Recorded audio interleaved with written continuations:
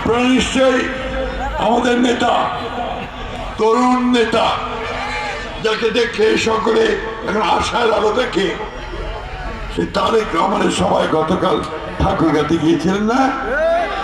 গেছেন অনেকেই তো। সেখানে তিনি বলেছেন যে আমি অন্য দলের সম্পর্কে কিছু বলতে চাই না, আমি আমার কথা বলতে চাই। এবং সেই কথাগুলো তিনি কি বলেছেন, যে তিনি মায়েদেরকে ক্ষমতায়ন করতে চান, সেই জন্য তিনি ফ্যামিলি কার্ড করবেন, তাই না?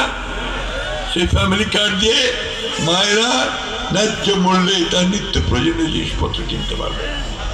কৃষক ভাইদের জন্য তিনি কৃষি কার্ড করবেন, যে কৃষকের দিয়ে তিনি ন্যায্য মূল্যে সার বীজ সেচ করতে পারবেন। এই যে কার্ডগুলো আপনারা দেখেছেন, কার্ডগুলো দেখছেন তো?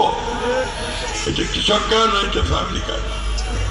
তো যাই হোক, আরো বলেছেন যে কৃষক ভাই 10,000 পর্যন্ত, 10,000 টাকা পর্যন্ত কৃষি ঋণ নিয়েছেন, তার সুদ সহ মাফ করে দেওয়া হবে।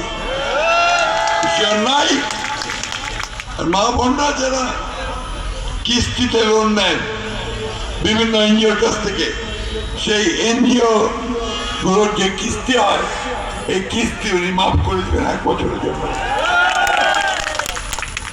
আমাদের যে সমস্ত ছেলেরা শিক্ষিত বেকার আছে, বিএ পাস করেছে, এমএ পাস করেছে, ইঞ্জিনিয়ারিং পাস করেছে, চাকরি পায় না, তাদেরকে তিনি বলেছেন যে আমরা 1.5 বছরের মধ্যে 1 কোটি ছেলে মেয়েদের চাকরির ব্যবস্থা করব।